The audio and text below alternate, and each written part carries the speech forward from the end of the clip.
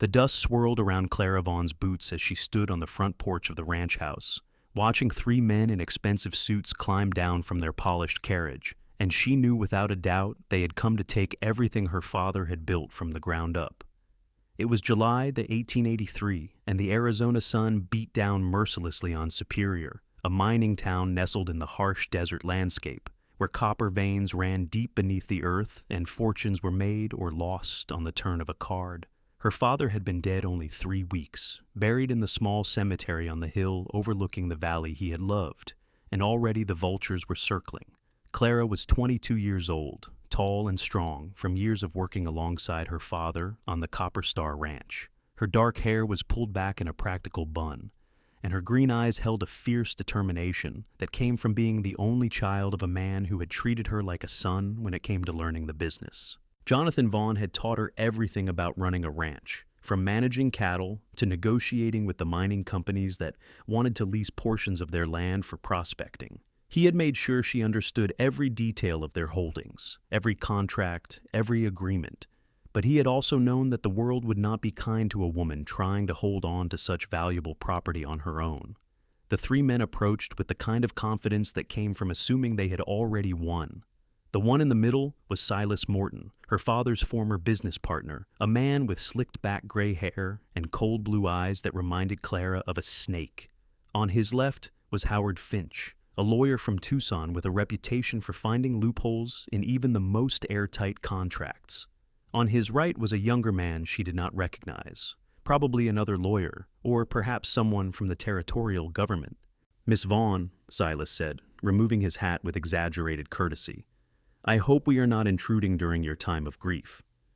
"You know exactly what you are doing, Mr. Morton," Clara said, her voice steady despite the anger burning in her chest. "State your business." Silas smiled, but there was no warmth in it. "Always direct, just like your father." "Very well. I have come to inform you that, according to the partnership agreement I had with Jonathan, in the event of his death, his shares in our joint mining venture revert to me. That represents 60% of this ranch's income. Additionally, there are certain debts that your father incurred, which I have purchased from various creditors. The total amount comes to approximately $8,000, due immediately." Clara felt her stomach drop, but she kept her expression neutral. "My father kept meticulous records. I have seen no evidence of such debts." Howard Finch stepped forward, pulling papers from his leather satchel. "These are legally binding promissory notes, Miss Vaughn, all signed by your father, and the partnership agreement is quite clear about the terms." "Let me see those documents," Clara said, holding out her hand. She took her time reading through each page, her father's training serving her well. The promissory notes looked legitimate at first glance, complete with what appeared to be her father's signature. But something felt wrong. Her father had been a cautious man, careful with money and debt. He would never have borrowed such large sums without telling her, especially not in the months before his death, when he had known his heart was failing. "These signatures," she said slowly, "I will need time to verify them with my father's other documents, and I want my own lawyer to review the partnership agreement." Silas's smile faded. "You have 1 week, Miss Vaughn. If the debts are not paid by then, I will be forced to initiate foreclosure proceedings. This ranch will be sold at auction, and I suspect I will be the highest bidder. It would be much simpler for everyone if you simply accepted a reasonable offer for your shares now and moved on with your life. A woman alone has no business trying to run an operation of this size." "Get off my property," Clara said, her voice low and dangerous. The three men exchanged glances. Silas put his hat back on and tipped it mockingly. 1 week, Miss Vaughn. I will return with the sheriff if necessary."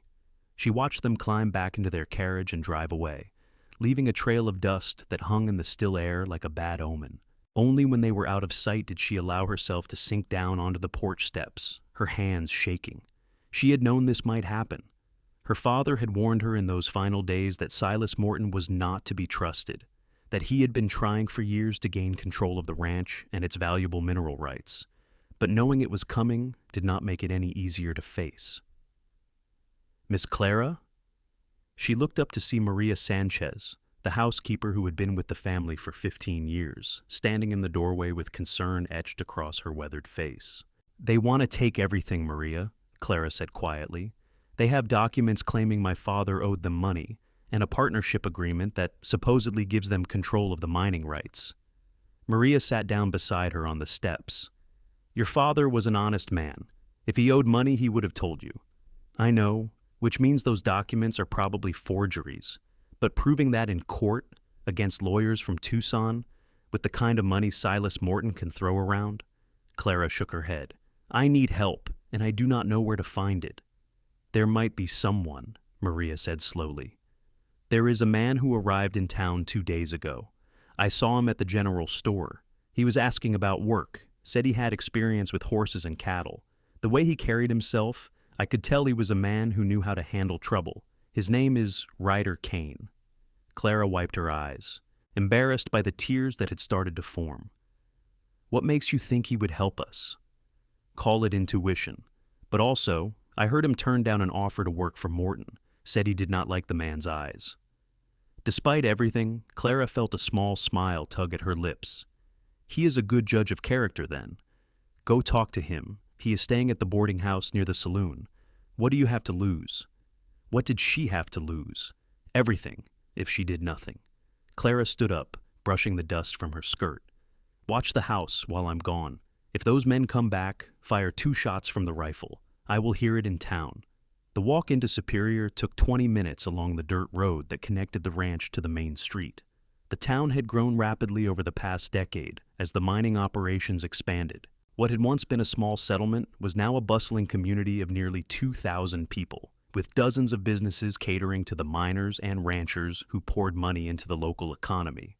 The Copper Star Ranch sat on the eastern edge of town, close enough to be convenient, but far enough away to maintain the sense of open space that Clara loved.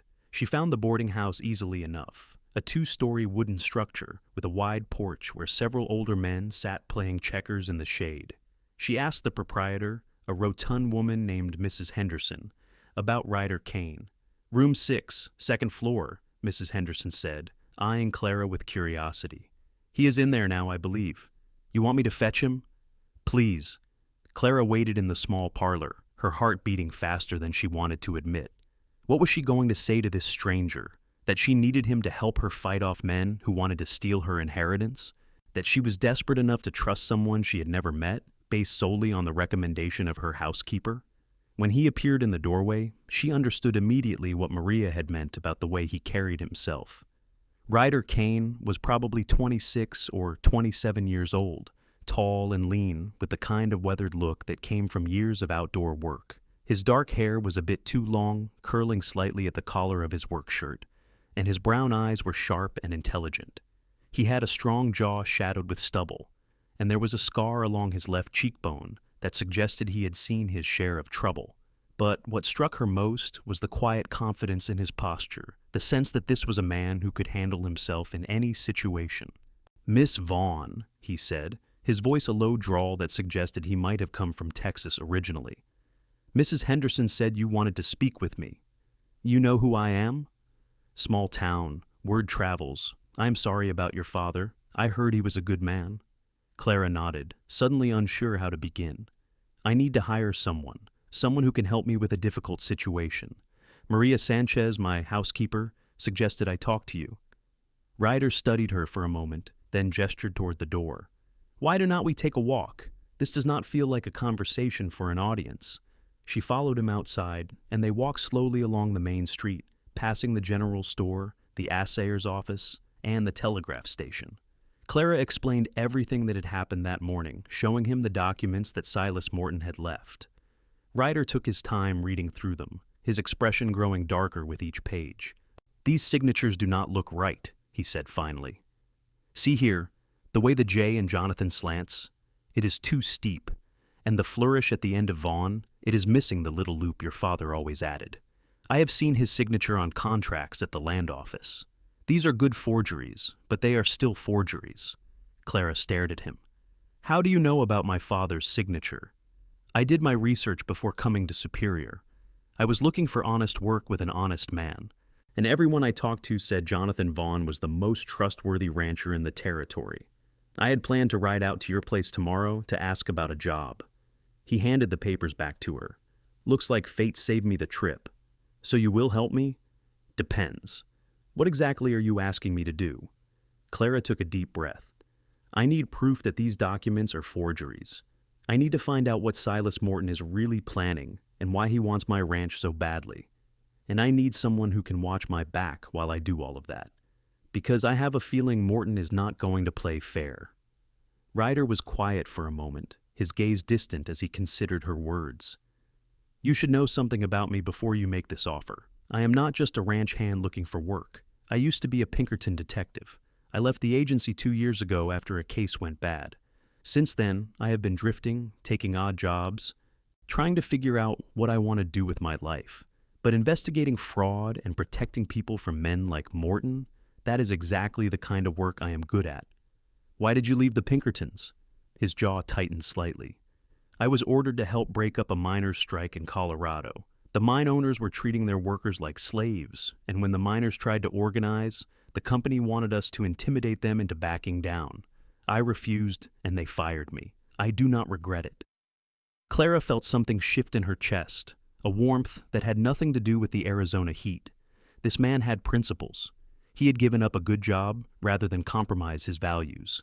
That was exactly the kind of person she needed on her side. How much do you want for your help? Room and board at the ranch, and $50 when this is all over. If we lose and you do not have the money, then we will call it even for the experience. She held out her hand. You have a deal, Mr. Kane. His hand was rough and calloused when he shook hers, but his grip was firm and warm. Call me Ryder, and you better call me Clara when we are not in public. If I am going to be working for you, we need to be able to trust each other completely. They walked back to the boarding house so Ryder could collect his belongings, which consisted of a worn saddle, a bedroll, a rifle, and a small trunk containing his clothes and personal items. He paid Mrs. Henderson what he owed and followed Clara back to the ranch, leading his horse, a sturdy gray gelding named Ash. Maria was waiting on the porch when they arrived, her expression relieved when she saw Ryder. Did anyone come back? Clara asked. No, but I saw riders on the ridge to the north. They stayed there for about 10 minutes, then moved on. Ryder's expression hardened. Morton is having you watched. He wants to know if you're going to fight or fold. Let me show you to the bunkhouse, Clara said. You can get settled, and then we need to start going through my father's papers. If these signatures are forged, there might be other documents that have been tampered with. The bunkhouse was a long, low building that could sleep up to 8 men, though currently it was empty except for the few pieces of furniture that remained from when the ranch had employed more hands. Clara's father had scaled back operations in recent years as his health declined, selling off most of the cattle and focusing on the mining leases that provided steady income without requiring as much physical labor. Ryder threw his belongings onto one of the beds and then followed Clara back to the main house. The ranch house itself was a sprawling adobe structure with thick walls that kept it cool even in the brutal summer heat. Jonathan Vaughn had built it himself 30 years earlier, back when Superior was nothing more than a handful of tents and a dream of striking it rich in the copper mines. He had succeeded beyond his wildest expectations, but he had never forgotten his humble beginnings, and he had instilled in his daughter the same work ethic and respect for the land that had made him successful. Clara led Ryder into her father's study, a room lined with shelves full of ledgers, maps, and legal documents. The massive oak desk dominated the center of the room, its surface covered with papers that Clara had been sorting through for weeks. Start with these, she said, pulling out a stack of contracts. These are all the agreements my father signed in the past 5 years. I want you to compare the signatures to the ones on Morton's documents. They worked in silence for over an hour, Ryder examining each signature with the careful attention of someone trained in investigative work. Clara found herself watching him more than she should have, noticing the way his brow furrowed in concentration, the way his long fingers carefully handled each page as if it were evidence in a court case. There was something reassuring about his presence, a sense of competence and control that made her feel less alone in this fight. Here, he said suddenly, holding up 2 documents side by side. Look at this. The signature on Morton's promissory note is dated January 15th, 1883. But this contract your father signed with the freight company on January 20th has a completely different style. The genuine signature has evolved slightly over the years, but the changes are consistent across all the real documents. The forgeries do not match that evolution. Whoever made them probably used an older document as a reference. Clara leaned over his shoulder to look, and she caught the faint scent of leather and horse and something else, something that was distinctly him. She forced herself to focus on the papers. "You are right, but will a judge believe us? Or will Morton's lawyers just claim that my father's signature varied depending on his mood? We need more than just the signatures. We need to prove motive and opportunity. Why does Morton want your ranch so badly? What is he really after? The mining rights, obviously. The Copper Star Ranch sits on top of one of the richest copper deposits in the territory.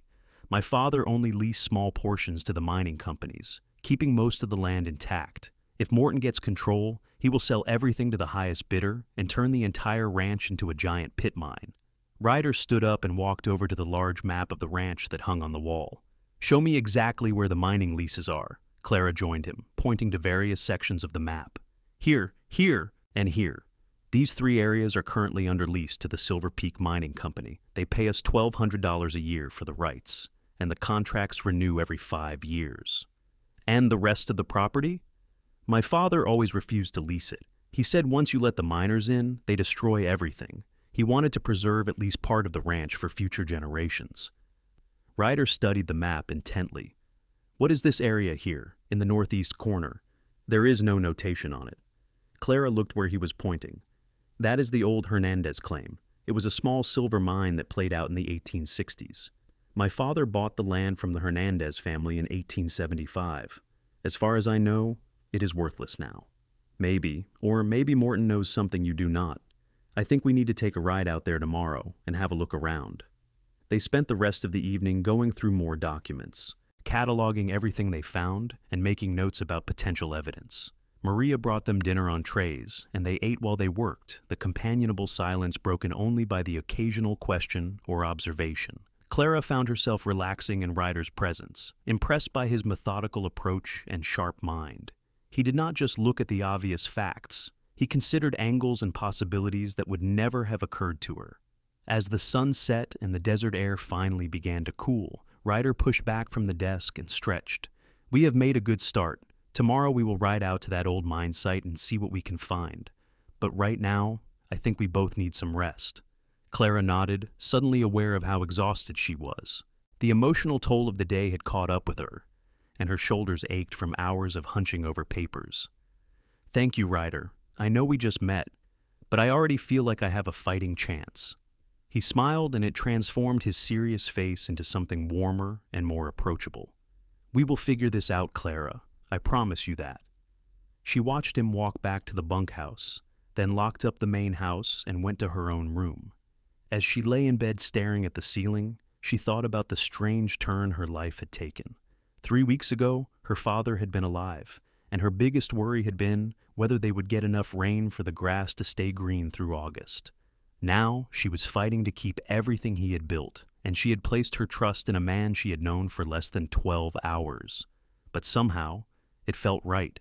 There was something about Ryder Kane that made her believe he was exactly the person she needed, not just because of his skills as an investigator, but because of the quiet strength she sensed in him, the integrity that had cost him his job with the Pinkertons but had preserved his soul.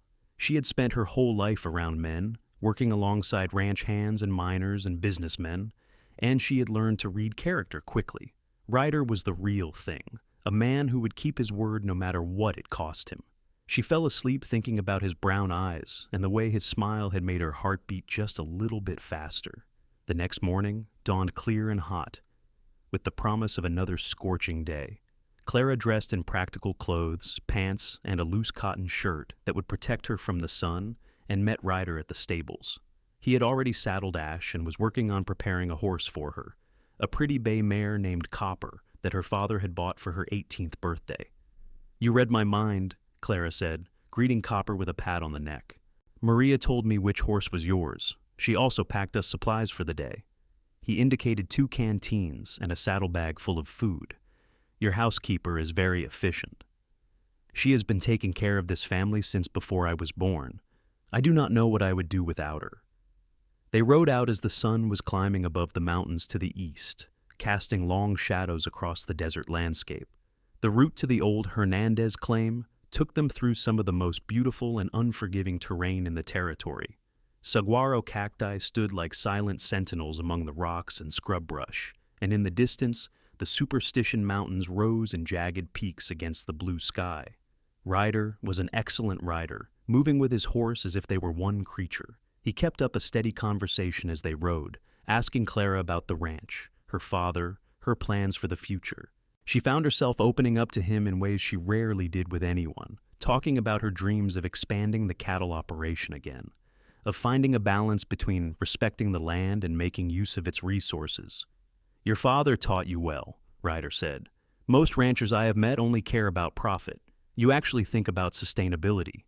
My father used to say that we do not own the land. We are just caretakers for the next generation. Everything we do should be with that in mind." Smart man. They reached the old mine site around mid-morning. The entrance was little more than a dark hole in the side of a rocky hill, partially obscured by brush and fallen timbers. Someone had posted a warning sign years ago, but it had faded and tilted until it was barely legible. The whole area had an abandoned, forgotten feel to it. Ryder dismounted and walked carefully around the perimeter, studying the ground. Clara watched him work, noting the way he moved with purpose and precision, examining every detail. After a few minutes, he knelt down and brushed dirt away from something. "Clara, come look at this." She joined him and saw what he had found. Fresh hoof prints, maybe a day or two old, leading right up to the mine entrance. "Someone has been here recently," Ryder said, and they went inside. "Could be kids exploring. Sometimes boys from town come out here on dares." "Maybe." He stood up and peered into the darkness of the mine shaft. "But I do not think so. Those prints were made by shod horses, work animals, not the kind kids would be riding. Wait here." He went back to Ash and pulled out a coil of rope and a lantern from his saddlebag. "I am going in to take a look. If I am not back in 20 minutes, ride back to town and get help." "I am coming with you." "Clara, it could be dangerous. These old mines are unstable. This is my property, and if someone is doing something illegal on it, I have a right to know. Besides, you might need someone to hold the lantern while you investigate." He studied her for a moment, then nodded. "Fair enough, but stay close to me and watch where you step. If I tell you to run, you run. Understood?" "Understood." They lit the lantern and entered the mine shaft, the temperature dropping immediately as they moved away from the sun. The tunnel was narrow and low, forcing them to duck in places, and the walls were rough-hewn rock that glittered with quartz in the lantern light. The air smelled of damp earth and stone and something else, something mineral and sharp that Clara could not identify. They had gone perhaps 50 feet into the tunnel when Ryder stopped abruptly. "Look at this." The walls here showed signs of recent excavation. Fresh tool marks scarred the rock, and piles of broken stone lay scattered on the floor. Someone had been digging, and recently. "What are they looking for?" Clara whispered, though she was not sure why she was keeping her voice low. Ryder knelt down and examined the broken rock, picking up pieces and holding them close to the lantern. His expression grew serious. "Unless I miss my guess, they are looking for gold." "Gold?" But this was a silver mine, and it played out years ago. Silver mines and gold mines often occur in the same geological formations. If your father bought this claim thinking it was worthless, but someone else discovered evidence of gold deposits that would explain why Morton wants your ranch so badly. He stood up, dusting off his hands. "We need to get samples of this rock to an assayer, someone we can trust who will not report back to Morton." They gathered several pieces of the ore and made their way back to the entrance. As they emerged into the bright sunlight, Clara's mind was racing. If there really was gold on her property, the value of the ranch would increase exponentially. No wonder Morton was willing to forge documents and manipulate the law to get control of it. "We should go to Florence," Ryder said as they mounted their horses. "It is the county seat, about 30 miles north of here. There is an assayer there who used to work with the Pinkertons on fraud cases. If anyone can give us an honest assessment, it is him. That means leaving the ranch unprotected for at least 2 days. I know, but we need proof of what is really going on. Without that, we are just making accusations we cannot back up." Clara thought for a moment, then made her decision. "We will go tomorrow morning. Tonight I will ask Maria to stay with her cousin in town. I do not want her here alone if Morton decides to make a move." They rode back to the ranch in thoughtful silence, both of them processing what they had discovered. The situation was more complicated and dangerous than Clara had initially realized. If Morton was illegally mining gold on her property, he would stop at nothing to cover his tracks and secure his claim. Men had killed for much less in the Arizona territory. That evening, after Maria had left for town and the sun had set behind the mountains, Clara found herself unable to sleep. She sat on the front porch, watching the stars emerge one by one in the vast desert sky, and thought about her father. He would have known what to do.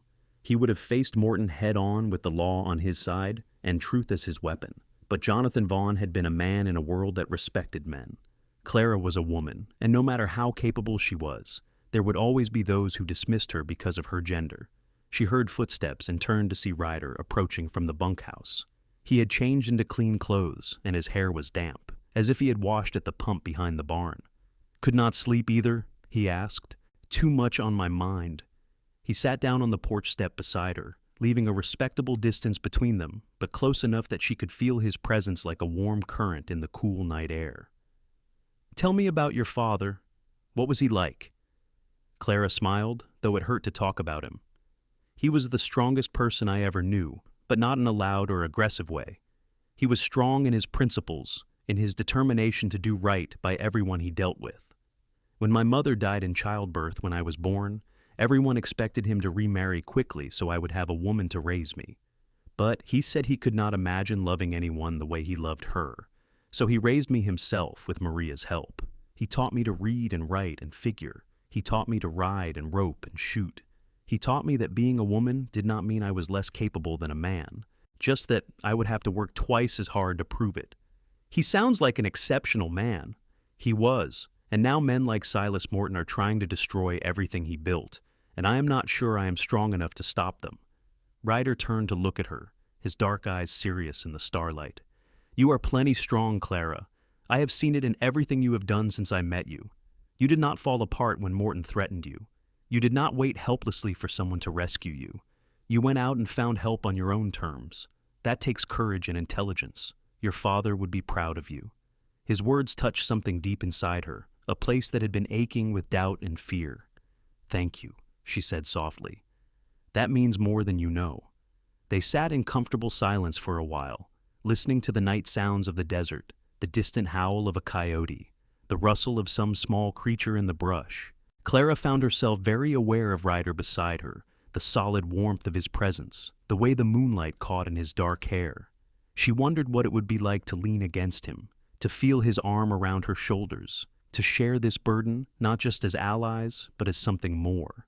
The thought startled her. She had known him for exactly one day.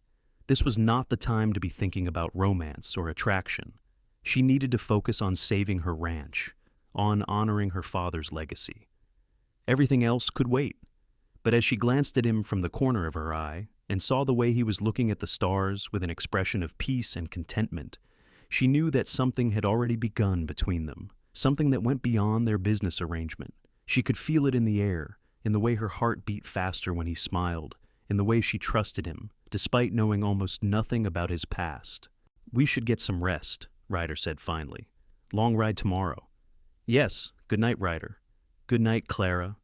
She watched him walk back to the bunkhouse, then went inside and locked the doors. As she lay in bed, she thought about what it would mean if they succeeded, if they managed to expose Morton's fraud and keep the ranch. Would Ryder stay on as a ranch hand? Would he continue drifting from place to place? And why did the thought of him leaving make her chest feel tight? She fell asleep with no answers, only more questions. The ride to Florence took them through some of the harshest desert country in Arizona. They left before dawn to avoid the worst of the heat, riding north through terrain that grew progressively more barren and inhospitable. By mid-morning, the temperature had climbed above 100 degrees, and even the horses were flagging, despite frequent water breaks. They reached Florence in the early afternoon, a town of perhaps 500 people that served as the administrative center for Pinal County. The courthouse dominated the main square, a 2-story brick building that represented law and order in a region that often had little of either. Ryder led them to a small building near the edge of town, where a sign advertised assay services and mining consultation. The assayer was an older man named Walter Briggs, with wire-rimmed spectacles and ink-stained fingers. He greeted Ryder warmly, and they spent a few minutes catching up, while Clara looked around the office. The walls were covered with geological maps and samples of various ores in glass cases. It was clearly the workspace of someone who loved his profession. "So what brings you to Florence?" Walter asked finally. "Last I heard, you had left the Pinkertons." "I did. Now I'm helping Miss Vaughn here with a situation involving possible fraud and illegal mining operations." Ryder pulled out the ore samples they had collected. "We need to know what these are and whether they show evidence of gold deposits." Walter took the samples to his workbench and began examining them with various tools and chemicals. Clara watched nervously, her future hanging on whatever he discovered. After nearly an hour of testing, Walter removed his spectacles and turned to face them. "This is high-grade gold ore," he said simply. "Not just traces, but significant concentrations. If this came from the location you described, that mine could be worth hundreds of thousands of dollars, maybe more." Clara felt her knees go weak. Hundreds of thousands of dollars. No wonder Morton was willing to commit fraud. That kind of money could buy anything, including judges and sheriffs and politicians. "Can you put that in writing?" Ryder asked. "We need official documentation for court." "Of course. Give me an hour to prepare a formal assay report." Walter paused, his expression concerned. "Be careful, you two. Men have died over less than this. If Morton realizes you know about the gold, he will do whatever it takes to silence you." They waited in a small cafe while Walter prepared his report, neither of them speaking much. The reality of their situation had settled over them like a heavy blanket. This was no longer just about saving a ranch. It was about exposing a criminal conspiracy that involved significant amounts of money and probably extended beyond just Silas Morton. When Walter gave them the sealed report, Ryder paid him and extracted a promise that he would testify in court if necessary. Then they began the long ride back to Superior, pushing the horses as hard as they dared. Clara wanted to get home before dark, not trusting what might happen if they were caught out in the open at night. They were within 5 miles of the ranch when Ryder suddenly pulled up short. "Riders ahead," he said quietly. 3 of them, waiting by those rocks. Clara's hand moved instinctively to the rifle in her saddle holster. "Morton's men?" "Probably. Stay behind me." The 3 riders emerged from cover as they approached. Clara recognized one of them as the younger man who had accompanied Morton to the ranch. The other 2 were rough-looking men with the kind of hard eyes that said they were hired muscle, not legitimate ranch hands. "Miss Vaughn," the young man said, "Mr. Morton sent us to deliver a message. He is willing to raise his offer for your property to $15,000, cash, if you sign the papers today." "I am not interested in selling," Clara said firmly. "Mr. Morton thought you might say that. He asked me to remind you that your 1-week deadline is approaching. If you cannot pay the debts by then, the ranch will be foreclosed. It would be a shame to lose everything and walk away with nothing." Ryder urged his horse forward slightly, putting himself between Clara and the 3 men. "The lady said she is not interested. Now move aside." The 2 hired men shifted in their saddles, hands moving toward their weapons. The tension in the air was thick enough to cut. Clara's heart pounded, but she kept her hand steady on her rifle. "You must be the new hand she hired," the young man said, looking Ryder up and down. "Word of advice, friend, do not get involved in matters that do not concern you. This is between Miss Vaughn and Mr. Morton." "I made it my concern when I took this job," Ryder said calmly. "Now, I am going to say this once. Get out of our way, or I will move you myself." For a long moment, no one moved. Clara could see the calculation in the young man's eyes, weighing whether it was worth starting a fight. Finally, he must have decided against it, because he turned his horse aside. "You are making a mistake, Miss Vaughn. Mr. Morton is not a patient man." They rode past the 3 men, Clara forcing herself not to look back, even though every instinct screamed at her to watch for an attack from behind. It was not until they were out of sight that she allowed herself to breathe normally again. "That was close," she said. "Too close. Morton is getting desperate. He knows he is running out of time to get you to sell voluntarily." Ryder glanced at her. "We need to go to the sheriff as soon as we get back. Show him the assay report and the evidence of forgery. Get official protection. Sheriff Daniels is a good man, but he is also cautious. He will not move against someone like Morton without overwhelming proof. Then we will give him overwhelming proof. But first, we need to make sure that report is safe. See, I do not trust that those men will not try something tonight." When they reached the ranch, everything appeared quiet and undisturbed, but Ryder insisted on checking every building before he would let Clara go inside the house. Only when he was satisfied that they were alone did he relax slightly. "I am going to sleep in the main house tonight," he said. "On the couch in the parlor. I do not want you alone if someone tries to break in." Clara knew she should object, knew that having an unmarried man sleeping in her house would cause talk if anyone found out. But she was also practical enough to recognize that her safety was more important than her reputation. "All right, I will make up the couch for you." They ate a cold dinner from the supplies Maria had left, then spent the evening going over their strategy for the next day. They would ride into town first thing in the morning and present everything to Sheriff Daniels: the forged documents, the assay report, the evidence of illegal mining. With any luck, the sheriff would take action before Morton's deadline expired.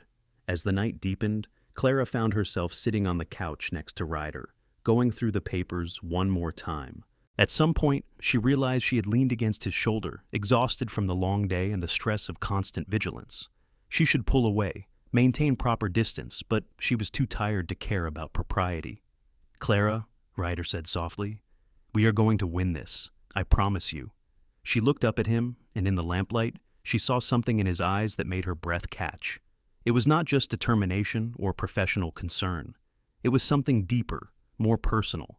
He cared about her, not just as a client, but as a woman. She could see it in the way he looked at her, in the gentle tone of his voice. "How can you be so sure?" she asked. "Because I am not going to let them take this from you. Your father built something good here, something worth preserving, and you deserve to have the life you want, free from men who think they can bully you into submission."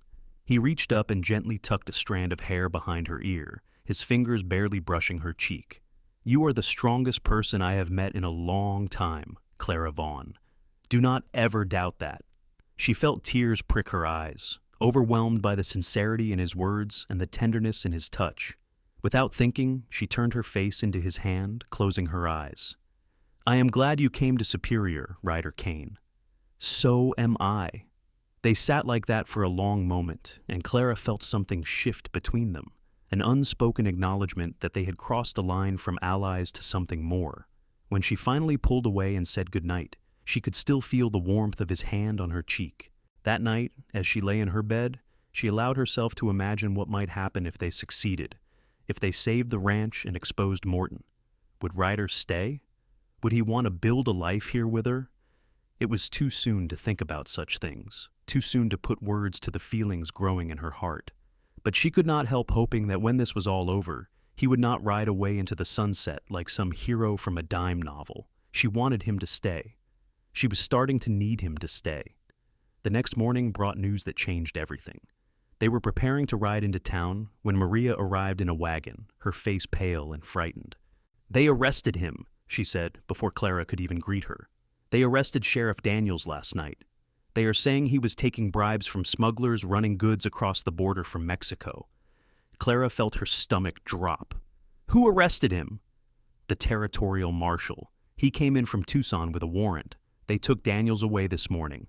The deputy, Tom Crawford. He is acting sheriff now." Ryder's expression was grim. "Let me guess. Crawford is in Morton's pocket." Maria nodded miserably. "Everyone knows it. Morton has been paying him for years to look the other way when his men caused trouble in town." Clara wanted to scream in frustration. Morton had effectively neutralized the one person who could have helped them. Without Daniels, they had no one to turn to, no authority figure who would stand up against a powerful man like Morton. "What do we do?" she asked Ryder. He was quiet for a moment, thinking. "We go over Crawford's head. We take everything to the territorial governor in Prescott. It is a long trip, but if we can get an audience with him, show him the evidence, he will have to act. Morton does not own everyone in the territory. Prescott is over 100 miles from here. That is at least 3 days of hard riding. I know, but I do not see another option. Morton's deadline expires in 4 days. If we leave today, we can be back with help just in time." Clara made her decision quickly.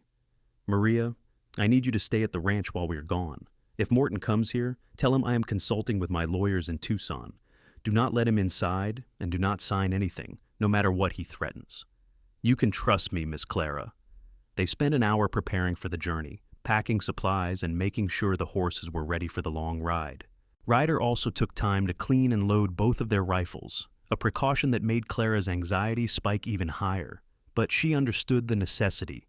They would be traveling through remote country, and there was always the possibility that Morton would send men after them. They left at mid-morning, taking the road north toward Phoenix, which was the first leg of the journey to Prescott. The ride was hard and hot, and they spoke little, conserving their energy for the miles ahead. That night they camped under the stars near a dry wash, taking turns keeping watch while the others slept. Clara woke in the middle of the night to find Ryder sitting by the small fire, staring into the flames. She sat up, wrapping her blanket around her shoulders against the desert chill. "Cannot sleep?" she asked quietly. "Just thinking about the case, about Morton, about what we are going to say to the governor." He glanced at her. "Sorry if I woke you." "You did not." She moved closer to the fire, sitting beside him. "Ryder, can I ask you something personal?" "Of course." "When you left the Pinkertons, did you regret it, even though you knew it was the right thing to do?" He was quiet for so long that she thought he might not answer. Finally, he said, "Every day for the first 6 months. I had given 8 years of my life to that agency. It was my identity, my purpose. When they fired me, I felt lost. I did not know who I was anymore if I was not a Pinkerton man." He picked up a stick and poked at the fire. "But then I started to realize that maybe losing that identity was the best thing that could have happened to me. It forced me to figure out what I really believed in, what kind of man I wanted to be when no one was telling me what to do. And what kind of man is that?" He looked at her, and in the firelight, his eyes were dark and intense. "The kind who stands up for people who cannot stand up for themselves. The kind who does not compromise his principles for money or power. The kind who keeps his promises no matter what. Like the promise you made to me. Exactly like that." He set down the stick and turned to face her fully. "Clara, I need you to know something. When this is over, when we have beaten Morton and secured your ranch, I am not going to just drift away. I mean, if you want me to go, I will. But if you would have me stay, I would like to see where this thing between us might lead." Her heart hammered in her chest. He was saying what she had been thinking, giving voice to the feelings that had been growing between them since the moment they met. "What thing between us?" He smiled slightly. "You know what I am talking about. The way I catch you watching me when you think I'm not looking. The way I find excuses to stand close to you. The way my heart beats faster every time you smile. I'm not imagining this, am I?" "No," she whispered, "you are not imagining it." He reached out and took her hand, his thumb tracing gentle circles on her palm. "I know the timing is terrible. I know we have bigger things to worry about right now. But I needed you to know that I am in this for more than just a job. You matter to me, Clara, more than I expected. More than I probably should admit this soon." She squeezed his hand, feeling tears of relief and joy and fear all mixed together. "You matter to me too, Ryder. When I think about losing the ranch, what scares me most is not the property or the money. It is the thought that you will leave and I will never see you again. That is not going to happen. We are going to save your ranch, and then we are going to figure out what comes next, together." She leaned forward and rested her forehead against his, breathing in the scent of him, feeling the warmth of his presence. They stayed like that for a long moment, not kissing, but sharing something equally intimate, a promise and a hope and a beginning. "We should get some rest," he said finally. "Big day tomorrow." "Stay with me?" she asked, then quickly added, "Just to sleep. I just do not want to be alone right now." He nodded and lay down beside her on the blankets, keeping a respectful distance but close enough that she could feel his warmth. She fell asleep, listening to his steady breathing, feeling safer and more content than she had since her father died. The next 2 days passed in a blur of hard riding and brief rest stops. They reached Phoenix on the second day and restocked their supplies, then continued north into the mountains toward Prescott. The terrain changed dramatically as they climbed in elevation, the harsh desert giving way to juniper and pine forests, the air growing cooler and more breathable. They reached Prescott on the evening of the third day, both of them exhausted and saddle-sore, but determined to complete their mission. Prescott was the territorial capital, a bustling town of over 2,000 people with wide streets and substantial buildings that spoke of wealth and civilization. The governor's mansion sat on a hill overlooking the town, an impressive 2-story structure that housed both the governor's residence and his offices. Ryder and Clara cleaned up as best they could at a hotel, then made their way to the mansion just before the offices closed for the evening. They were met by a secretary who looked them over with barely concealed skepticism. "The governor does not take unscheduled appointments," the secretary said primly. "If you would like to request a meeting, you can submit a written petition and we will respond within 4 to 6 weeks. "We do not have 4 to 6 weeks, Clara said firmly. "This is a matter of land fraud and illegal mining operations in Pinal County. Lives are at stake, and the man behind it has enough money and influence to corrupt local law enforcement. The governor needs to hear this now." The secretary was unmoved. "As I said, submit a written petition." Ryder leaned forward, his voice low and intense. "Tell Governor Trumbull that Ryder Kane is here, former Pinkerton agent.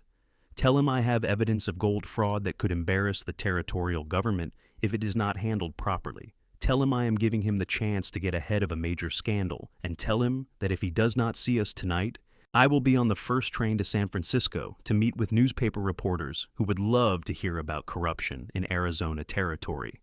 The secretary's eyes widened slightly. "Wait here." He disappeared into the back offices, and Clara looked at Ryder with admiration. Former Pinkerton agent carries some weight, apparently. Let us hope it carries enough.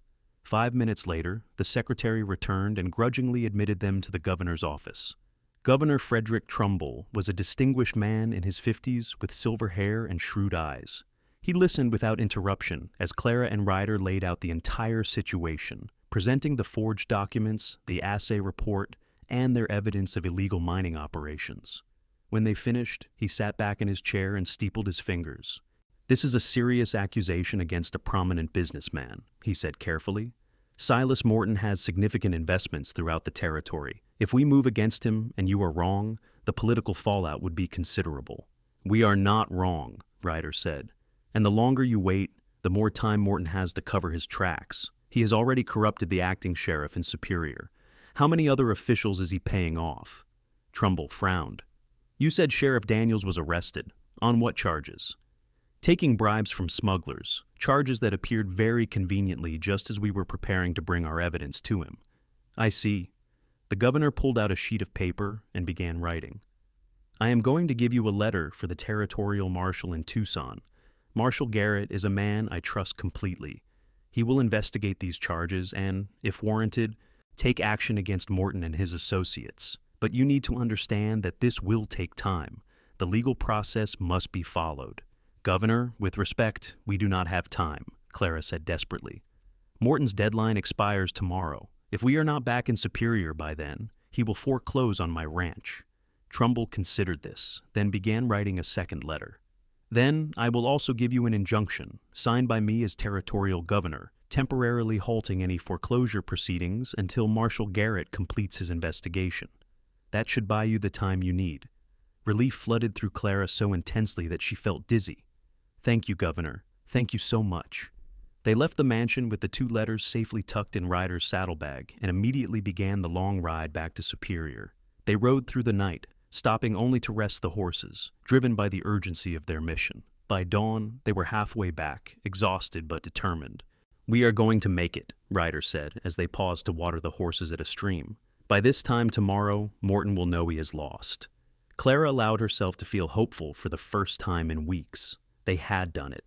They had gone over Morton's head and gotten the territorial government involved. The ranch was safe, or at least it would be soon. She looked at Ryder, this man who had appeared in her life just days ago, and had already changed everything, and felt her heart swell with gratitude and something much deeper. "When this is over," she said impulsively, "I want you to be my partner. Not just a hired hand, but a full partner in the ranch. You have earned it, and I trust you completely." He smiled, that warm smile that transformed his serious face. "I would be honored, but only if you are sure that is what you want." "I am sure, about the partnership, and about everything else." He understood what she meant, and his eyes softened. "Then we will talk about everything else once Morton is in custody and your ranch is secure. I want to court you properly, Clara Vaughn. I want to do this right." They reached Superior late in the afternoon of the deadline day, riding into town just as the sun was beginning to set. Morton's carriage was parked in front of the courthouse, and a small crowd had gathered, probably expecting to witness Clara's humiliation and defeat. Clara and Ryder dismounted and walked into the courthouse, where they found Morton, his lawyers, and Deputy Crawford gathered in the main room. Morton's expression when he saw them was priceless, a mixture of shock and barely concealed fury. "Miss Vaughn," he said, recovering his composure, "how thoughtful of you to arrive just in time for the foreclosure proceedings. Do you have the $8,000 you owe me?" "I do not owe you anything," Clara said calmly. She turned to Deputy Crawford. "I have documents from the territorial governor that you need to see." Ryder handed over the letters, and Crawford read them with growing alarm. Morton snatched them away and read them himself, his face turning an alarming shade of red. "This is preposterous," he sputtered. "The governor has no authority to interfere in private business matters." "Actually, he has every authority when fraud and illegal mining are involved," Ryder said pleasantly. "And I suggest you not leave town, Mr. Morton. Marshal Garrett will be arriving within the week to investigate the charges against you." The crowd that had gathered outside the courthouse had pressed closer, sensing drama. Word spread quickly through Superior about what was happening, and by the time Clara and Ryder left the courthouse, half the town seemed to be celebrating.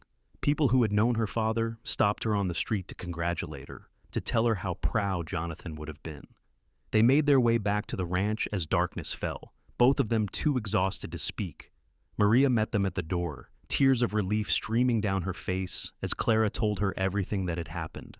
"Your father is watching over you from heaven," Maria said, pulling Clara into a fierce hug. "I know he is." That night, after Maria had gone to bed and the ranch house was quiet, Clara found Ryder sitting on the front porch where they had sat that first night.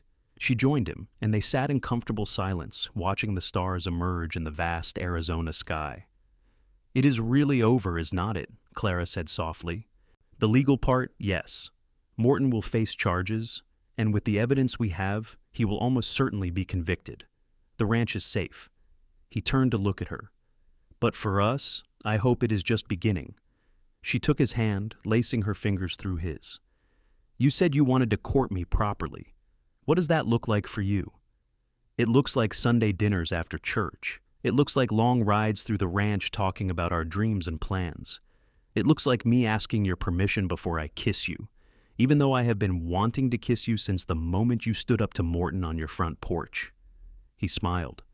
"It looks like taking our time and doing things right, because you deserve to be encouraged, not rushed." Clara felt her heart melt. In a world where so many men saw women as property or prizes, Ryder saw her as an equal, someone worthy of respect and patience. "Can I tell you something?" she asked. "Anything. I have been wanting you to kiss me since about the second day I knew you, so if you want to ask permission now, the answer is yes." He laughed softly and cupped her face in his hands, his touch gentle and reverent. "Clara Vaughn, may I kiss you?" "Yes, Ryder Kane, you may." He leaned in slowly, giving her every opportunity to change her mind, but she did not want to change her mind. When his lips met hers, it was everything she had imagined and more, soft and warm and perfect. The kiss was unhurried, full of promise and tenderness, and when they finally pulled apart, Clara felt like she was glowing from the inside out. "I am falling in love with you," Ryder said quietly. "I know it is fast. I know we have only known each other a week, but I cannot deny what I feel. You are extraordinary, Clara. You are brave and smart and kind, and I want to spend the rest of my life proving to you that you made the right choice by trusting me." "I am falling in love with you too," she admitted. "And yes, it is fast, but sometimes fast is right. My father used to say that when you know, and I know that you are the person I have been waiting for, even though I did not realize I was waiting." They kissed again, longer this time, losing themselves in the sweet discovery of each other. When they finally came up for air, Clara was breathless and laughing, feeling happier than she had in months. "We should get some rest," Ryder said reluctantly. "But tomorrow, I want to start planning our future, the ranch, the business, everything." "Our future," Clara repeated, loving the sound of those words. "I like the way that sounds." The weeks that followed were busy and full of changes. Marshal Garrett arrived and began his investigation, quickly confirming everything Clara and Ryder had reported. Silas Morton was arrested on charges of fraud, forgery, and illegal mining operations. His lawyers fought hard, but the evidence was overwhelming. In the end, Morton was convicted and sentenced to 10 years in the territorial prison at Yuma. Sheriff Daniels was exonerated when the investigation revealed that the charges against him had been fabricated by Morton's associates. he returned to Superior to a hero's welcome and made it clear that the corruption that had infected his department would be rooted out completely. The old Hernandez mine, once thought worthless, turned out to contain one of the richest gold deposits in Arizona territory. Clara decided to develop it carefully, hiring a reputable mining company to extract the gold while minimizing damage to the surrounding land. The income from the mine meant she could expand the cattle operation again, hiring back many of the ranch hands her father had been forced to let go. Ryder proved to be every bit the partner Clara had hoped for. He had a head for business and a natural way with the men, earning their respect through hard work and fair treatment. He and Clara worked side by side from dawn until dusk, rebuilding the Copper Star Ranch into something even greater than it had been before. But the best part of those weeks was the courtship. True to his word, Ryder took his time, treating Clara with a respect and tenderness that made her fall deeper in love with him every day. They went for long rides across the ranch, talking about everything and nothing. They attended church together in town, enduring the knowing looks and whispered speculation of the townspeople. They had quiet dinners on the porch under the stars, where Ryder would read to her from books of poetry, and she would tell him stories about her childhood. He kissed her often, but never pushed for more, always mindful of her reputation and her comfort. It made her love him even more, this man who saw her as someone to be cherished and protected, not possessed. 3 months after Morton's arrest, on a crisp October evening, when the desert air had finally cooled and the first hints of autumn touched the mountains, Ryder asked Clara to take a ride with him up to the ridge overlooking the ranch. They rode in comfortable silence, arriving just as the sun was beginning to set, painting the sky in brilliant shades of orange and gold. "This is where I first saw the ranch," Ryder said as they dismounted. "The day I arrived in Superior, I rode up here to get a sense of the area. I saw this beautiful spread of land, saw the house and the barns and the cattle, and I thought to myself that whoever owned this place must be blessed beyond measure." Clara smiled, standing close to him. "And what do you think now?" "I think that the land is nothing compared to the woman who owns it." He took both of her hands in his. "Clara, these past 3 months have been the happiest of my life. Working beside you, building something together. Falling asleep each night, knowing I will see you again in the morning, it is everything I never knew I wanted. You have made me believe in homes and roots and futures. You have made me believe in love." Her heart was pounding so hard she could hear it in her ears. "Ryder." He reached into his pocket and pulled out a small velvet box. "I went to Tucson last week, told you I was meeting with the mining company lawyers, which was true, but I also had another errand. I wanted to find something worthy of you. Something that would show you how much I love you and how committed I am to building a life together." He opened the box to reveal a delicate gold ring set with a deep green emerald. "It reminded me of your eyes," he said softly. "Clara Vaughn, will you marry me? Will you let me be your husband, your partner, your friend for all the days of our lives? I promise to love you with everything I am, to stand beside you through whatever comes, to honor the legacy your father left, and help you build something even greater. I promise to be the man you deserve, today and always." Tears streamed down Clara's face, but they were tears of pure joy. "Yes," she said, her voice breaking with emotion. "Yes, Ryder Kane, I will marry you. I love you so much." He slipped the ring onto her finger, and then he was kissing her, pulling her close as the sun set over the ranch that would be their home. She kissed him back with all the love and passion she had been holding inside, finally free to express everything she felt for this remarkable man who had saved her ranch and captured her heart. They were married in December, in the small church in Superior with the entire town in attendance. Clara wore her mother's wedding dress, which Maria had carefully preserved for years. Ryder wore a new suit he had bought specially for the occasion, and when they exchanged vows, there was not a dry eye in the church. Sheriff Daniels gave Clara away, standing in for the father who could not be there, but whose presence was felt by everyone who had known him. As Clara spoke her vows, promising to love and honor Ryder for all her days, she felt her father's spirit with her, approving of her choice, proud of the woman she had become. The reception was held at the ranch, with music and dancing and enough food to feed half the county. People came from as far away as Phoenix to celebrate, bringing gifts and good wishes. As Clara danced with her new husband under strings of lanterns that turned the ranch yard into something magical, she thought about how much her life had changed in just 6 months. She had been alone and desperate, facing the loss of everything she held dear.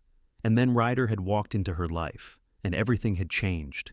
He had saved her ranch, yes, but more than that, he had shown her what it meant to have a true partner, someone who believed in her and supported her dreams. He had given her love and hope and a future brighter than anything she could have imagined. "What are you thinking?" Ryder asked as they swayed to the music. "That I am the luckiest woman in Arizona territory." "Funny, I was just thinking I am the luckiest man." He pulled her closer, and she rested her head against his chest, hearing the steady beat of his heart. "I love you, Mrs. Kane." "I love you too, Mr. Kane." They honeymooned for a week in Tucson, staying in the finest hotel and exploring the city together. It was the first real vacation either of them had taken in years, and they luxuriated in the freedom to simply enjoy each other's company without the constant demands of ranch work hanging over them.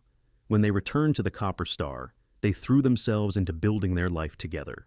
Ryder was a natural rancher, and under his management, the cattle operation flourished.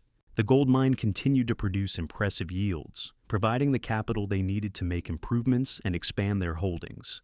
They bought additional land, hired more hands, and built new barns and corrals. But they also made time for each other, never letting the work consume them completely. They continued their tradition of evening rides, exploring every corner of their property, and watching the sun set over the desert they both loved. They hosted dinners for friends and neighbors, turning the ranch into a center of social activity for the Superior community. They made plans for the future, talking about children and legacy and growing old together. Their first child came in November of 1884, a healthy baby boy they named Jonathan, after Clara's father. Ryder was beside himself with joy, holding his son with a tenderness that made Clara fall in love with him all over again.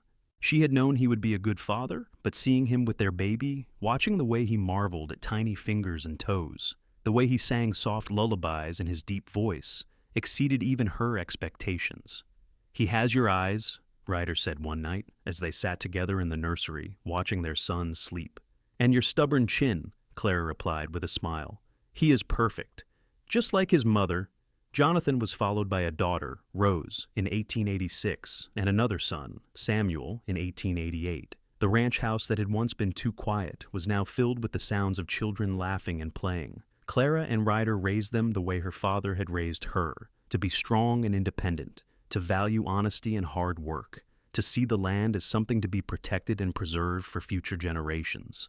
The years passed in a blur of happiness and hard work. The Copper Star Ranch became one of the most successful operations in Arizona, known throughout the territory for the quality of its cattle and the integrity of its owners. Ryder's reputation as a fair dealer and skilled rancher spread, and young men came from all over seeking employment, knowing they would be treated well and paid fairly. Clara found her voice as a businesswoman, no longer afraid to speak up in negotiations or stand her ground against men who tried to dismiss her because of her gender. With Ryder's unwavering support, she became a force to be reckoned with in the Arizona ranching community, earning respect through her intelligence and determination. They faced challenges, of course. There were droughts that tested their cattle and their resolve. There were years when the gold mine's production slowed, forcing them to tighten their belts and make difficult decisions.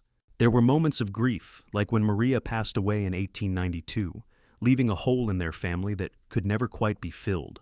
But through it all, they had each other. When Clara felt overwhelmed, Ryder was there to remind her of her strength. When Ryder doubted himself, Clara was there to show him all that he had accomplished. They were true partners in every sense of the word, their love growing deeper and stronger with each passing year. On their 10th wedding anniversary, Ryder surprised Clara with a trip back to the ridge where he had proposed. They rode up together in the late afternoon, leaving their 3 children in the capable hands of the ranch's housekeeper. The view was just as beautiful as it had been that day. The ranch spread out below them like a patchwork quilt of green pastures and brown earth. 10 years, Ryder said, pulling Clara close. "Sometimes it feels like yesterday, and sometimes it feels like I have known you my whole life. I know what you mean. I cannot even remember what my life was like before you. It is like you have always been here. Do you ever regret it, marrying a drifter who showed up in town with nothing but a horse and a trunk of clothes?" She turned to look at him, cupping his face in her hands. "Not for a single second. You were the best decision I ever made, Ryder Kane. You saved my ranch, but more than that, you saved me. You showed me what love could be, what partnership could look like. You gave me 3 beautiful children and a life richer than I ever dreamed possible. How could I possibly regret any of that? He kissed her then, long and sweet, and she melted into him the way she always did, still feeling that spark of electricity that had been there from the very beginning. Some loves burned hot and fast and flamed out, but theirs was the kind that burned steady and true, a warmth that would last a lifetime. "I have something for you," Ryder said, pulling a folded document from his pocket. "An anniversary gift." Clara unfolded it and read, her eyes widening in surprise. "You are putting the entire gold mine in my name?"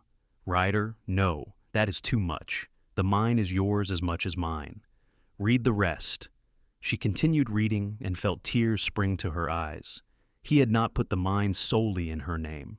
He had created a trust, splitting ownership equally between Clara, himself, and their 3 children, with provisions that would keep it in the family for generations to come. It was a gift of security and legacy, ensuring that no matter what happened, their children and grandchildren would always have a foundation to build upon. "You once told me your father said that we do not own the land. We are just caretakers for the next generation," Ryder said softly. "This is me making sure we honor that philosophy. The mine, the ranch, everything we have built together, it is not just for us. It is for Jonathan and Rose and Samuel, and for their children, and their children's children. It is a legacy of hard work and love, and I want to make sure it lasts." Clara threw her arms around him, holding him tight. "Thank you," she whispered. "Thank you for understanding what matters most to me. Thank you for being exactly the man I needed, the partner I dreamed of. Thank you for loving me and our children so completely." "Loving you is the easiest thing I have ever done," he replied, stroking her hair. "You made me believe in home, Clara. Before I met you, I was just drifting from place to place, no roots, no purpose. You gave me all of that. You gave me everything." They stayed on the ridge until the sun set, talking about their children, their plans for the ranch, their dreams for the future. As darkness fell and the stars emerged, they mounted their horses and rode back down to the ranch house, where lights glowed warm and welcoming in the windows. Their children ran out to meet them, Jonathan now almost 10 years old, and already showing signs of becoming a skilled horseman like his father. Rose, at 8, was her mother's daughter through and through, already asking questions about ranch management and wanting to help with the cattle. Little Samuel, just 6, was the family comedian, always making everyone laugh with his antics and observations. Clara and Ryder stood on the porch, arms around each other, watching their children play in the yard as the desert night settled around them. This was happiness, Clara thought. This was what her father had wanted for her, a life of purpose and love, a home built on strong foundations, a family to carry on the legacy. "Do you remember what you said to me that first day?" Clara asked Ryder, "when I asked if you would help me." "I said room and board and $50 when it was over." She laughed. "You did. And I said we would call it even if we lost, and I did not have the money. Best deal I ever made. $50, and I got a ranch, 3 kids, and the love of my life. I think I got the better end of that bargain." He kissed the top of her head. "Let us just call it even and say we both won." In the years that followed, the Copper Star Ranch continued to thrive. Jonathan grew into a fine young man who took over much of the day-to-day cattle operations, showing a talent for the work that made both his parents proud. Rose proved to have a head for business, managing the mine operations with a skill that rivaled her mother's. Samuel, ever the charmer, became the public face of the ranch, building relationships with buyers and other ranchers throughout the Southwest. Clara and Ryder gradually stepped back from the daily operations, content to let their children carry on what they had built. They spent their time traveling, finally taking all those trips they had always talked about, but never had time for. They visited San Francisco and New York, marveling at the growth and change sweeping through the country. They went to Colorado and saw the mountains Ryder had told her about, the places where he had worked as a young Pinkerton agent. But they always came back to Superior, to the ranch that had brought them together and the land they loved. As they grew older, they spent more and more time on the front porch, watching the sunsets and remembering all the moments that had brought them to this point. "Do you ever wonder what would have happened if you had not come to Superior that day?" Clara asked one evening when they were both in their 60s, their hair gray but their love as strong as ever. "Every day," Ryder admitted. "And every day I thank God that I did. I could have gone to any town in Arizona, but something made me choose this one. Call it fate, call it divine intervention, call it dumb luck. Whatever it was, I am grateful. I am grateful too, for all of it. The good and the bad, the struggles and the triumphs. It made us who we are. They sat in comfortable silence, holding hands the way they had done thousands of times before. The ranch was quiet now, most of the hands having gone home for the evening. In the distance, they could hear their grandchildren playing, Jonathan's children visiting for the summer. The sound of children's laughter echoing across the ranch filled Clara with a deep sense of contentment. She thought about that day so many years ago when 3 men in expensive suits had come to take everything away from her. She thought about how scared and desperate she had been, how uncertain of the future. And then she thought about the cowboy who had walked into her life and changed everything. The man who had stood beside her against impossible odds and helped her not just save her ranch, but build something far greater than she ever could have achieved alone. "I love you, Ryder Kane," she said softly, "today and always.